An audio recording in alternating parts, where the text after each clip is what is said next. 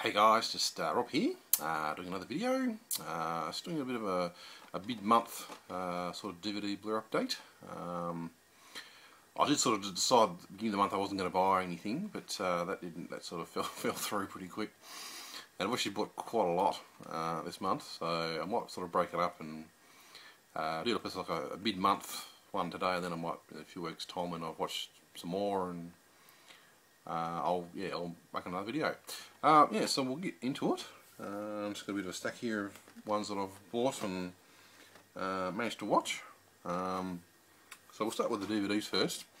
This is a film I've sort of watched a few times over the years, and just really enjoyed every time I watch it. I think that's that's just a really good movie. An unknown film, I guess. It's called Piemonte, The Last Hangman. Starring Timothy Spall. He's a great sort of underrated sort of British actor. He's sort of with these sort of later films, he does a lot of really sort of drama, sort of people type movies that aren't very well sort of publicised, that a lot of people don't really know about. But he's a really great actor. It's based on a true story about Albert Piemonte.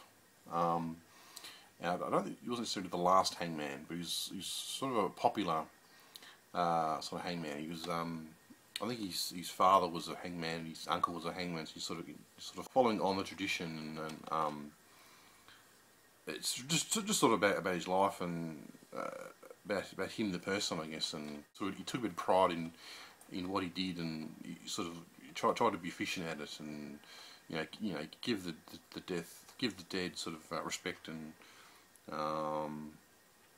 you sort of worked on working out how long the rope should be, and obviously if the rope's too long, the head might come off or something, and if the rope's too short, then they'll just sort of strangle. And just it was very sort of, the film sort of starts out with him. It's a very sort of private job. It's a very sort of a secret job in some ways. He sort of disappear for the weekend and come back, and no one would know what he'd done, what his job was. Even his wife didn't know until later, that's what he did, sort of thing, on the weekends type thing. He used to sort of travel by train and go to the hangman's place to the jail and do his job, and then come home type thing. But then sort of later, when he was sort of during war, and they sort of had to execute a lot of the Nazi war criminals, he did that, and when he came back, his name was all over the paper and all over the news, and people sort of treated him like a bit of a local hero, and thought he was doing a great job and stuff like that, and which very much he didn't really like that much. He sort of kind of wanted to keep it a bit of a secret type thing, and everyone wanted to sort of shake his hand or buy him drinks, or he wasn't really used to all this sort of publicity type thing, and then sort of later on in the film, the public opinion sort of changed. I mean, people started to think that maybe the capital punishment wasn't necessarily a good thing, so they started to sort of started calling him a murderer and throw eggs at him, and stuff like this. But just a really great sort of film, and great sort of drama to it, and great performances, and very much sort of in your face. I mean, there's a scene where he's I think pretty sure we sort of went to sort of execute the Nazi war criminals, and he had like an assistant. The assistant was like a soldier. He'd sort of obviously been out in war and been on the field, and obviously killed men before, and he sort of gave this speech about he was sort of saying that it's sort of one thing to line your enemy up in your sights with your gun and shoot them. It's another thing to sort of stand on the gallows, sort of face to face, in silence, and you both sort of know, what's going to happen in the next few moments, type thing. It's a very sort of personal thing, and it's a very sort of hard thing to, sort of get your head around, type thing. But yeah, I think it's just a really great movie, and I definitely recommend people to, sort of check it out. It was just very well acted, and just good. Anyway, that's good. Okay, another sort of British one. This one's a bit more lighter on. TV show I've sort of watched, a lot of times before, and sort of one of my favourites from the 1970s. called Going Straight, starring Ronnie Barker. This is like a sort of spin-off sort of TV show of the original sort of show was called Porridge, where Ronnie Barker was in prison, and it's just like a comedy, and he's out the sort of the other inmates and stuff get up to a bit of mischief, sort of things like that. It's a very sort of funny and very well made sort of type show, and this is like this sort of spin-off one where he sort of he gets paroled, and it's sort of about him being out in the real world type of thing, trying to find a job, and sort of going back to his family who haven't sort of seen him for quite a few years, and him trying to provide for them, and it's just yeah. I mean, it wasn't necessarily perhaps as sort of funny as perhaps the Porridge TV show, but I just really like the sort of stories to it, about him trying to find a job, and very sort of real and personal type stories, I guess, as well. I also starred Richard Beckinsale, who actually died. I think just after this sort of series was made, so they couldn't sort of make any more, and it was very sort of sad. And I just sort of realised the other day, a bit slow perhaps, that he was actually the father of Kate Beckinsale, which I'd never really clicked before until the other day. But he was a great sort of actor, and so is his daughter too. But yeah, it's definitely a great sort of, especially if you're just sort of 70s British comedies type one. That was good. This one we got is the one that I've sort of seen, another British comedy series from the 70s, another TV show. This is actually the movie version of George and Mildred, which I sort of mentioned before. So we got Mildred and George, and they're a married couple, and George is a bit of a slob and a bit lazy, or his wife's, she tries to be a bit more upper class, and whereas they sort of clash together type thing. Essentially, it's a movie. They sort of go on like a wedding anniversary, and Mildred sort of forces George to take her on to this really sort of expensive sort of hotel, and just sort of about them going to the hotel, and George sort of gets mistaken for a hitman. So he's sort of people in the hotel that they're trying to get George to sort of kill this person, and it's just, well, it's not necessarily the best movie ever made or type thing, but it's definitely really sort of funny, and just very sort of quirky type just sort of film comedy from the 70s, and a lot better than some of the crap that we make today. I'm not saying it's a masterpiece, but it's definitely a lot more fun to watch, I think, than some of the stuff we watch, some of the crap that we sort of watch today. But that's another good one. Okay, on to Blu-rays. One here I got was actually another one of those sort of DVD, eBay bulk deals, which I sort of buy. Got Night and Day with Tom Cruise and Cameron Diaz.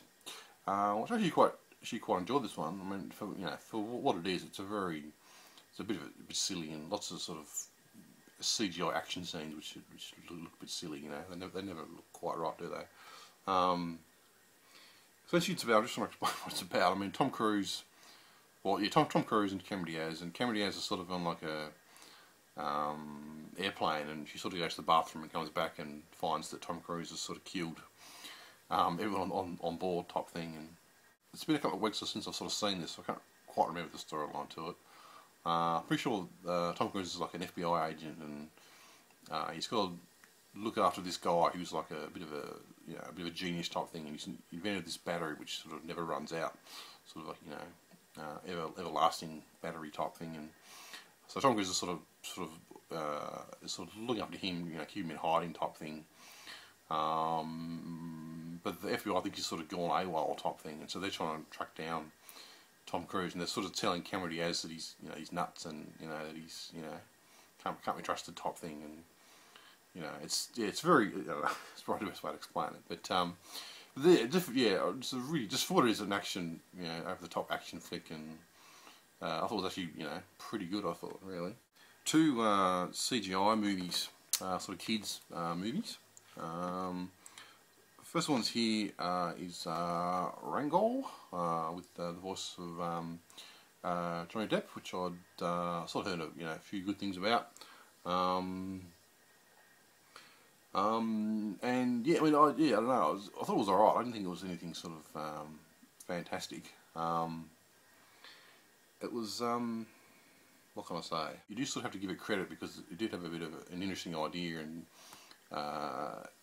interesting sort of characters to it, and a bit different to what you normally sort of watch and stuff. It's about sort of this comedian type lizard, and I think he's sort of had his whole life sort of been in like a glass cage type thing, and I assume his sort of family was sort of moving across country or something, and anyway, his cage sort of ends up sort of flying out the car window and smashing on the road, and so he ends up sort of walking into town and walking into this sort of Wild West style town, and sort of finding out that this sort of town is sort of running out of water. The water seems to be disappearing, and so he sort of goes in and sort of pretends he's like some Wild West gunslinger, you know, sort of badass type guy and stuff, and plays a bit of a role type thing. But it's rated sort of PG, and yeah, it's just something, you know, it might scare some children. But I did sort of find it very sort of adult, very sort of dark, and some of the sort of characters are, you know, quite ugly looking, and it's kind of a bit depressing type thing, and there's a lot of sort of really sort of, you know, jokes about sort of getting a prostate exam, and there's like a Clint Eastwood type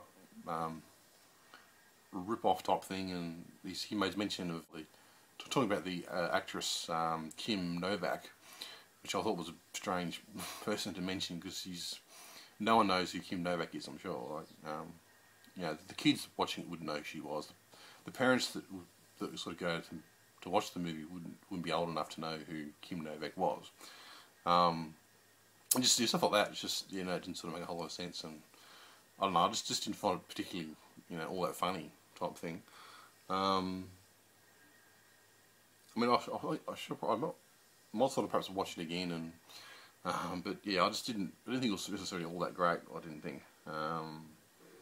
But anyway, this one I got is another one. I got the Smurfs, which I think came out, pretty sure it was this year, which gets like 5.4 on IMDb or something. A lot of people don't really like this one much. I didn't think it was too bad. I mean, I did sort of remember sort of thinking a few times during watching it, it was just a really silly movie. And very much a sort of a movie that I thought seems to be, the storyline seemed to be a bit of a sequel type thing. I thought, like, it's sort of set in the movie's mostly sort of set in New York, which I thought was a bit of a, I don't know, similar to like the, you know, Crocodile Dundee, you know, sequel, you know. Just, I thought that, you know, normally the first movies normally were just in their town having a bit of adventure, and then the sequels obviously where they go bigger and better and, you know, go to a big city or something. But anyway, essentially they're sort of the bad guy, the Gargamel character, he's obviously chasing him there.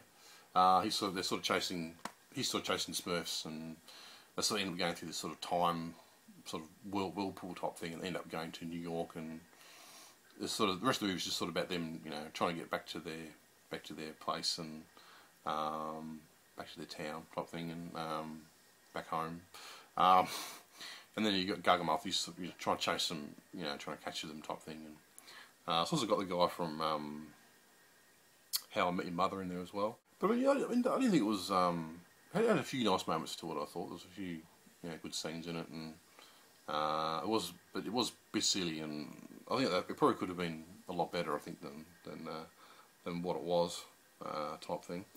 But yeah, this wasn't too bad. Two more to go. Another Tom Cruise movie. A film haven't sort of watched I've watched a few times over the years and haven't seen it in years, but I sort of watched it, or sort of half watched it last night. I think I was doing other things, and I wasn't really paying attention to it the whole time, which I probably shouldn't have done. I'd like to try and, you know, give it a bit more attention. But yeah, Interview with a Vampire, Tom Cruise, Brad Pitt, Antonio Banderas. Essentially, it's sort of about, I mean, obviously people know what it's about, I suppose, but it's a lot more, not necessarily your typical vampire movie. It's not all action and blood and death, you know, whatever, I don't know. It's more of a sort of a day-to-day life of a vampire type thing, and you know, Tom Cruise and Brad Pitt sort of, you know, going around their normal lives, you know, type thing. But I don't know, it's just had a really, it's a good, I did actually sort of enjoy it though. It's a film that I can sort of remember a lot of scenes from, so a lot of, I don't want to use the word iconic scenes, but scenes that I definitely remember watching it the first couple of times that I watched it, and just sort of stuck in my mind, type thing. But yeah, definitely, I feel I should probably watch it again, I think. But yeah, definitely a good sort of vampire flick, and great story to it, and I think decent acting for the most part. It's also got a very young Kirsten Dunst in it as well, which was just quite surprised that she's actually. I thought she was actually really good acting in this one. I thought a lot of people sort of, I don't know, say now that she's not a very good actor, but I thought she was actually pretty good, especially as a sort of a child actor. Yeah, that's definitely a good flick. And finally, a film that I've watched a few times over the years, and every time I watch it, I think, oh, that's just a great movie, and I think definitely in some ways a very sort of underrated movie. 12 Monkeys, which has got Brad Pitt in it as well, and Bruce Willis, and Madeline Stowe, directed by Terry Gilliam. Just, yeah, great movie. I'd probably even go so far to say it's probably one of the best sort of time travel movies that I've ever sort of seen. Essentially it's about, I'm just trying to explain, I think it's sort of set in 2032, I think it is. No, 2035. Kind of like a, what do you call it, a post-apocalyptic type movie. Died out by this sort of dangerous sort of virus, and Bruce Willis sort of volunteers to go back in time, back to 1996, to basically sort of to gather information and find out, you know, how to stop the 12 Monkey group from you know, releasing this virus type thing. And but unfortunately, he sort of gets sent back to 1990 instead, and sort of ends up in like a mental asylum with where he meets sort of Brad Pitt, and he sort of meets his psychiatrist, Madeline Stowe. And that's the film just sort of goes from there. I won't just sort of spoil what happens, but definitely just a great film. I watched also like an hour and a half sort of behind the scenes documentary which I sort of watched, which I thought was really interesting, and it's just about them sort of making the film, and had Terry Gilliam's very much like a bit of a perfectionist, and likes to sort of has these sort of really elaborate ideas, these big sort of visions of what he wants. Sometimes it's a bit hard. Sort of, you sort of run out of money or time to sort of make these big sort of epic things that he wants to sort of make. That he's sort of got in his head, type thing. Which I think is sort of what happened when he made the film Brazil, the film before this, or the film, yeah, one of his early films. I don't think it was before this one. You sort of just went way over budget and spent, you know, completely ran out of time, and the studio in the end sort of had to, you know, reel him in and say, well, yeah, we've got to finish it. So they sort of took over and, you know, changed the end to it and edited it down, type thing. And but it's when he sort of made this one, the studio sort of made a agreement with him that he was going to, we're going to give you a certain amount of money to make it and a certain amount of time, and that's all you're going to get. There's no ifs or buts type thing. And so he's very sort of constrained in this sort of thing, and he sort of did have a lot of, you know, sort of scenes that should only have taken 5 minutes. He took all day to make them because he wanted to have, you know, this certain thing happen at the same time, and it's, yeah, very sort of very much a perfectionist, I think, in some ways. And also there's also a sort of thing about the test screenings which he did. Like, people, you know, sort of come in and you know, watch the film and then sort of, you know, fill out cards, you know, review the film, what they didn't like about it, etc., etc. And the people seem to like it when they were watching it. Once they sort of got the cards back, they actually, you know, said the film was boring and didn't like this, and which I think really sort of, you know, in some ways upset Terry Gilliam and the people that made it, because they spent a lot of time, you know, difficulties trying to make the film. And I think in the end they didn't change much. I think they changed a few tweaks in it and released it, and I think it made like $160 million, and, you know, made its money back, you know, 3 times as much money, or 6 times, whatever it was. But yeah, I think it's just a great sort of movie, and I don't necessarily, people say it's, you know, it's confusing, but I mean, when you're watching it, it's confusing. Once you sort of get to the end and actually just sort of realise what actually happened, it does actually sort of make a whole lot of sense. When you might, so I think some people have different views on the ending. I think I had a different idea perhaps what happened at the end, and once I sort of watched the documentary, I think maybe I had a, you know, slightly wrong with what they were trying to, what you know, what was supposed to have happened type thing. But I could understand pretty much, you know, what happened. You know, when I sort of finished watching it, I don't understand why people could say it was confusing, because it wasn't really confusing once you finished watching it. But yeah, definitely a great sort of film, and underrated, and just yeah, great sort of idea to it, great acting, and just yeah, very good. Yeah, so that's my sort of pickups, well, half my pickups for this month. I've got plenty more, which I'll make another video at the end of the month. Thanks for watching. I hope you enjoyed that. Leave some comments below, that'd be great. And just, yeah, just enjoy the rest of your day. See ya.